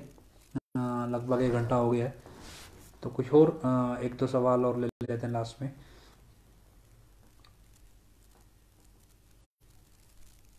जी, सपने में दिखाया कि बड़े माता जी यूपी वाला बुढ़िया कहकर धमका रहा है। हाँ, ये चीज़ें पर्सनली भी हमारे पास आई हैं। यूपी वाला माता जी के साथ बहुत बदतमीजी से पेश आता है, और इनफैक्ट शाही परिवार से संबंध रखने वाले लोगों को इस बात के लिए माफ़ी मांगने के लिए भी मजबूर किया गया भी शाही परिवार से संबंध रखना एक गुनाह है। और इस बात की बकायदा यूपी वाला माफ़ी दे रहा है भी आपने शाही परिवार की मदद की और ये गुनाह है, भी इसकी माफ़ी मांगो। अब इस लेवल पे आ गया है तो आप अंदाजा लगाओ। वैसे वो उनको शिक्षा दे रहा है माँ बाप की कदर करो, ये सब करो। अगर वास्तव में हजूर पिताजी हों संतों का, तो कोई भी कर्म पूरे जीवन में ऐसा नहीं होता भी जो जिस पे सवाल उठाया जा सके। कोई सिंगल कर्म भी ऐसा नहीं होता। आप हजूर पिता के सत्संग सुनिए पुराने, कितनी क्लैरिटी है हर एक बात के अंदर। एक क्लियर मतलब प्रोजेक्शन है कि हाँ ये करना है और ये नहीं करना है। अरे पिताजी तो बहुत बड़ी शख्सियत है। हम अपने लेवल पे कहें कि मैं अपने लेवल पे कहूँ, मेरा प्रोजेक्शन क्लियर है मुझे कि मुझे क्या करना है और क्या नहीं करना है। तो पिताजी तो हमारे गुरु हैं। और जब भी हम इस लेवल पे हैं भी लोग हमसे भी कई बार राय ले लेते हैं, तो क्या कह सकते हैं। हजूर पिताजी में तो कमी मतलब ही नहीं है भी। खट्टे दे मूरले लग दे आए, कौन भाई हमें कह रहे हैं क्या? अरे खट्टे जैसा तो तुम चबा के खा जाए हम। और कोई हो ना खट्टा ही, पता नहीं इन्होंने पता नहीं डॉन बना रखा है। अरे ड्राइवर है, औकात ड्राइवर जितनी है उसकी, क्यों सिर पे चढ़ाया हुआ उसे? दोगला क्या जी, वो आदमी ही गलत है। दो उसमें कोई गुण तो दिखता ही नहीं। जो व्यक्ति संतों का बहरूपिया बन के लोगों को समाज में धर्म के नाम पे लड़ा रहा है, उसे सिर्फ दोगला कह के थोड़े चलेगा। उन्हें तो हर एक तरह का अवगुण पल रहा है। वो इतना बड़ा पापी तो आज तक दुनिया में कोई हुआ ही नहीं जो संतों का वेश धार ले। भी ऐसा तो अब पापी ही नहीं है, गंगू ब्राह्मण भी नहीं है। ये तो मतलब हजारों लोगों को मारने की प्लानिंग कर रहा है। उन्होंने गंगू ब्राह्मण ने तो सिर्फ गुरुओं के संतों के परिवार को मारा। ये तो संतों के परिवार को संतों की हस्ती से ही हटा दिया।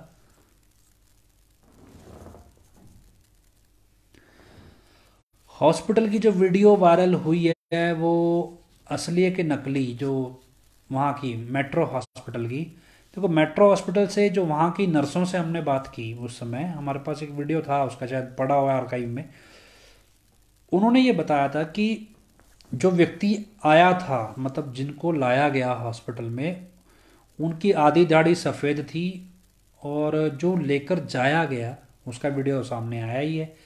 तो अब जब ये यूपी वाले का बॉडी लैंग्वेज देख रहे हैं ना, तो लगता है भी ये वही है जो वापस जाते हुए का वीडियो आ रहा है।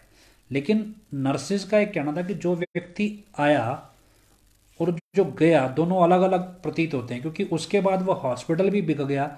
उस हॉस्पिटल का इंटीरियर स्ट्रक्चर भी ख़त्म हो गया, उसका स्टाफ भी बदल गया। और यकीन मानिए उस हॉस्पिटल की खरीद बेच में हनीप्रीत का बड़ा इंपॉर्टेंट रोल है, जितनी हमारी जांच में आया। और वो हॉस्पिटल अचानक से इतना पुराना हॉस्पिटल था और इतना चर्चित हॉस्पिटल था, जिसमें हजूर पिताजी को ले जाना अगर है तो चर्चित ही होगा। बावजूद इसके वो बेचेंगे क्यों अपने हॉस्पिटल को?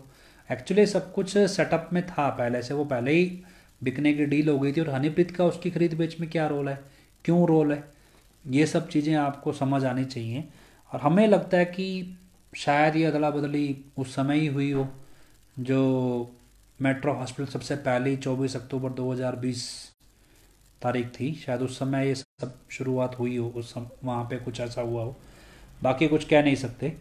मेदांता में भी 3-4 दिन जो नौटंकी चली, उसमें भी हम बाद में कुछ क्या हुआ है वहाँ पे पता नहीं। क्योंकि एक तरफ मीडिया के रिकॉर्ड्स या जो बयानबाजी है वो कुछ अलग है, और जो कागज़ों के रिकॉर्ड्स हैं वो कुछ अलग तरह के हैं। और जो रिकॉर्ड्स मेदांता के, पीजीआई के, रोहतक के, और जो एम्स के रिकॉर्ड आए और जो कोर्ट में रिकॉर्ड दिए गए, दोनों अलग अलग हैं। तो ये सब चीज़ें जब आपस में मिसमैच हैं तो इसका मतलब ये बहुत पहले से चल रहा है। और अगर आप डेफिनेटिव पूछे तो यही है कि जो वीडियो मेट्रो हॉस्पिटल का आया, हमारे हिसाब से वो यूपी वाले का ही है मोस्ट प्रोबेबली। बाकी अभी कुछ कह नहीं सकते, वो इतना क्लियर भी नहीं है और थोड़ा दूर से बनाया गया, अभी कुछ कह नहीं सकते। और ठीक है, सवाल लगभग जो भी हैं जितने हमारे हिसाब से हैं, सफाई की है इसलिए वो इस तरह के कैप्सूल बना रहा है। हाँ, ये एक बड़ी अजीब गरीब बात है। अभी बोलो आदमी के मल मूत्र से आप कैप्सूल बनाओगे, ऐसे क्या है कि आपको साइंटिफिक वे में पता होना चाहिए कि जैसे हम खाना खाते हैं तो खाना पचाने के लिए शरीर में बैक्टीरिया होते हैं। अभी क्या है कि एक शरीर में सांस नली चलती है, एक खून का दौरा चलता है, एक खून के साथ एक और दौरा चलता है जो खून को बैकअप देता है, जिसे लिम्फ कह देते हैं, उसका दौरा भी चलता है। अभी अगर मान लो अचानक से चोट लगे, आधा लीटर खून बह गया, तो लिम्फेटिक सिस्टम भी होता है बॉडी में जो खून का बैकअप देता है इमीडिएट। जैसे आपने खून दान किया है, आप 1 यूनिट खूनदान 400 ml खूनदान कर देंगे, लेकिन आपको प्रॉब्लम नहीं आती क्योंकि 3 दिन के अंदर आपका लिम्फेटिक सिस्टम उसको बैकअप दे देता है। तो वो सिस्टम भी होता है। एक आंतड़ियाँ होती हैं, जो हम खाना खा रहे हैं, खाना नली से खाते हैं, तो वो सिस्टम होता है। तो उस जो खाने वाली नली का सिस्टम है, उसके अंदर क्या है कि पेट के अंदर तेजाब बनता है, और उसके बाद जब खाना पचता है तो बड़ी आंत और छोटी आंत में कुछ बैक्टीरिया रहते हैं, ये खाने को पचाते हैं। और आप इस खाने को जब पचता है ये खाना, तो गैस भी बनती है, और किसी को कम पचता है, किसी को ज़्यादा पचता है, तो इस तरह से बनता है। कई बार क्या है कि हम इस तरह का खाना खाते हैं कि जो ज़्यादा अलग तरह का हो, तो वो बैक्टीरिया कम हो जाते हैं शरीर में, या किसी को कोई बीमारी लग जाए, तेज बुखार हो जाए, शरीर के अंदर कोई सूजन आए आंतड़ियों में, तो उसके टेम्परेचर से वो बैक्टीरिया ख़त्म हो जाते हैं। ऐसे में आर्टिफिशियल तौर पे लैब में कुछ बैक्टीरिया के सैंपल होते हैं, वो ऐसे नहीं कि मलमूत्र से उठाए होते हैं, वो वैसे ही बैक्टीरिया मिल जाते हैं, उसको कल्चर करके बढ़ा के एक तरह का इस तरह का डाइट बनाई जाती है जो उस बैक्टीरिया जो आंतड़ियों में है वो उस डाइट को खाएं और बैक्टीरिया की गिनती बढ़े, जिससे खाना जल्दी पचे। आपको एक सैंपल के तौर पर बताऊं, इसे हम प्रोबायोटिक्स कहते हैं अगर साइंटिफिक भाषा में। प्रोबायोटिक्स, ये इस तरह की जो ड्रग्स आएंगी, ये सप्लीमेंट्स आएंगे, ये होते हैं एक्चुअल में, और ये कोई आदमी के मलमूत्र से नहीं बनते हैं। पर क्या है कि अब इसने पता नहीं कौन से 12,000 साल पहले के ग्रंथ पढ़े हैं जिससे ये निकाल के लाया। जब देखो एजेंडा सारा कुछ उल्टा पुल्टा करने का है कि इमेज को ख़राब करना है, तो ऐसे में आप उस साइंटिफिक फैक्ट्स को वेरीफाई करने जाएंगे भी तो वो बोगस ही निकलेंगे कि यार ये फैक्ट सही भी है या नहीं है। तो बेटर है कि इन सब में पढ़ने के बजाय एक ओवरऑल एजेंडा को समझें। और क्योंकि सोसाइटी एक डिस्ट्रक्टिव एंड की ओर बढ़ रही है, और पिताजी के वचन थे कि कलयुग ऐसे ख़त्म नहीं होगा, ये रगड़ देगा दो चक्की के पार्ट के बीच में।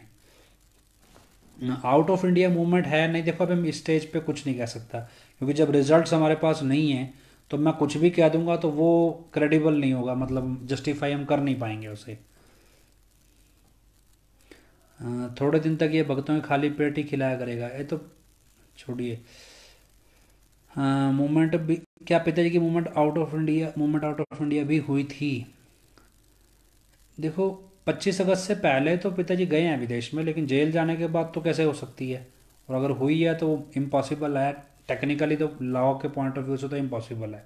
अब 2 नंबर में हुई है तो कुछ कह नहीं सकते।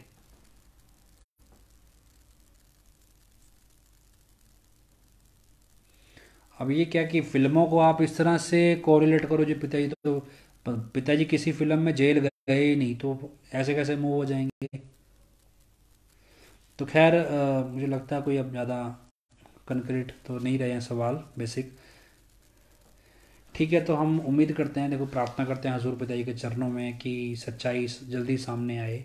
और हजूर पिताजी खोज में जो भी साथ संगत भी अपने तरीके से सुमन करती है, कुछ लोग भागा दौड़ी भी करते हैं, तो आप भी सुमन किया करें ऐसे लोगों के लिए जो कोशिश करते हैं हजूर पिताजी को ढूंढने की, उनको पाने की, या उनकी सच्चाई दुनिया के सामने ला रहे हैं जो लोग। हर तरह से लोग जरूरी नहीं है भी। अब कोर्ट से उम्मीद रखना सही है या नहीं, आज मैं एक सत्संग सुन रहा था, उसमें हजूर पिताजी से किसने सवाल पूछा भी, भ्रष्टाचार के दौर में भारतीय अदालतों पे भरोसा करना चाहिए या नहीं।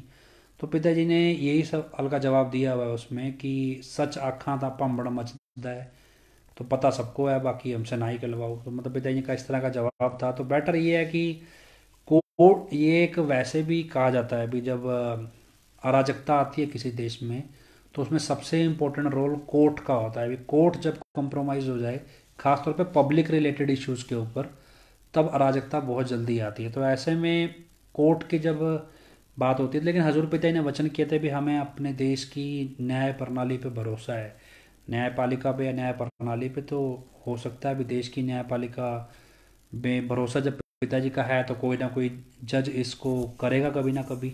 तो पिताजी का भरोसा है, तो हम पिताजी के भरोसे पे भरोसा कर सकते हैं। हाँ, लेकिन वैसे जब पिताजी ने ये बात भी कहा है भी अदालतों के मामले में भी सच आखा था पंबड़ मचदा है, मतलब उन्होंने क्लीन चिट भी नहीं दी है।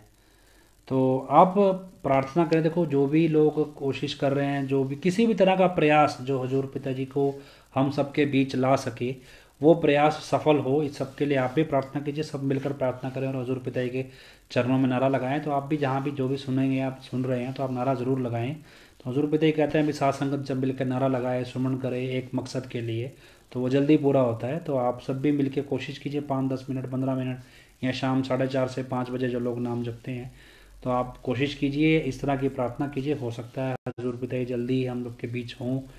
तो प्रार्थना करते हैं, हजूर पिताजी के चरणों में नारा लगाना है, धन धन सतगुरु तेरा ही आसरा, धन धन सतगुरु तेरा ही आसरा। आखिरी में अरदास बोलते हैं, धन धन सतगुरु तेरा ही आसरा, हे मालिक तुझे लाज है, अब बहुत हो गया, तू दया में रहमत कर, तेरे प्यार मोहब्बत की राह में हमें कोई दुख तकलीफ़ ना आए। तू ऐसी रहमत बख्श वह सबको सुमति दे, किस तरह से देनी है यह तो सब जानता है, जिसको जैसे देनी है वैसी दे, वो तेरी मर्जी। धन धन सतगुरु तेरा ही आस।